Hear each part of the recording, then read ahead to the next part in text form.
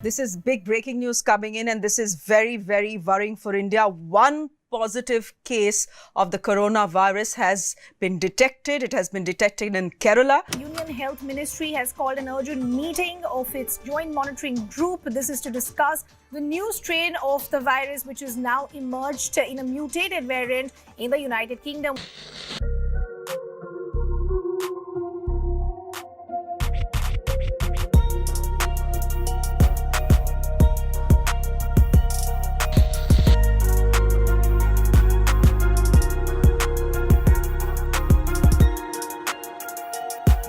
Just when we thought the worst was over, turns out not really. It almost feels like we are back to January 2020. But there are some lessons that COVID 1.0 taught us that can probably help us through COVID 2.0.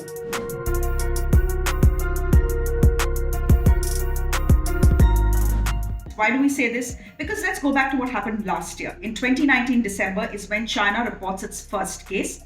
It tells the world about it only on January 9th. What happens next is that the WHO, for various reasons, takes 21 days to declare it a public health emergency. Within 3 days, a country like New Zealand puts in restrictions, but India bans international flights only by March 22nd.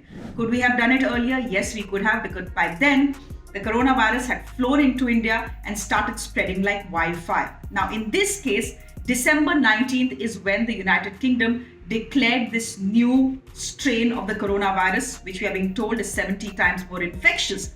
Could India have acted earlier in banning flights that are coming in or going to the United Kingdom? We did it only on December 23rd. The answer to that question is yes. With the result, what has happened is that we already have 3 people who have flown in from the United Kingdom to India who have tested COVID positive. Are they carrying this new strain? Well, a lab is now testing that.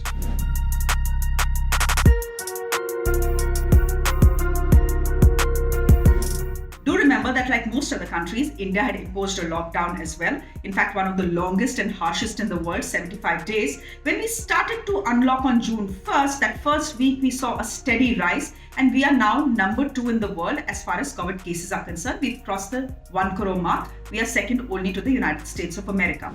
Now, many people will argue that given our population, that was only to be expected. So the question, do lockdowns actually work? Yes and no. Lockdowns work in the sense that they cannot stop the spread of infection, but they give you time, A, to prepare people for it, to educate them about masks, about washing your hands, about how the virus spreads, social distancing, and why it's important. Secondly, it also gives you time to ramp up your medical infrastructure so that when the cases start rising in the country, you have enough space to accommodate sick people. Therefore, big lesson from then is this. This, which is your mask, and this, that is a bar of soap, are your best friends. You need to keep washing your hands. You need to keep wearing your mask.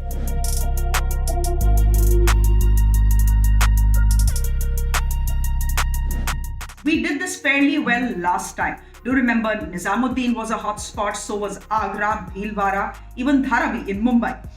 The Bhilwara model had worked particularly well because the administration had gone there door to door, isolated and quarantined people, restricted movement from there to ensure that within a week or so, the numbers in Bhilwara had fallen dramatically. That is what will be needed this time as well. If you need to contain the spread of the virus this time round, and this virus is 70 times more infectious than the previous one, then you'll have to be quicker at identifying people with the virus and quicker at identifying hotspots and acting on it, isolating them so that the virus does not spread.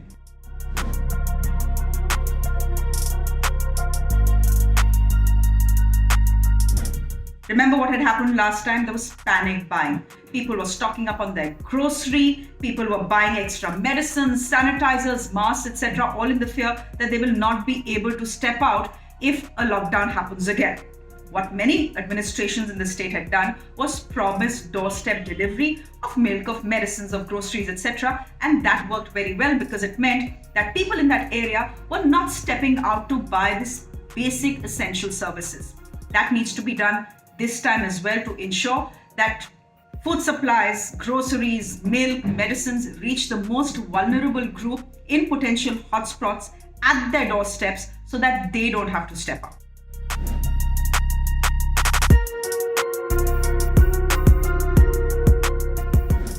Till March this year, we were short of everything, of PPE kits, masks, hospital beds, ICUs, etc. In fact, till March 18th, we were still exporting masks and ventilators.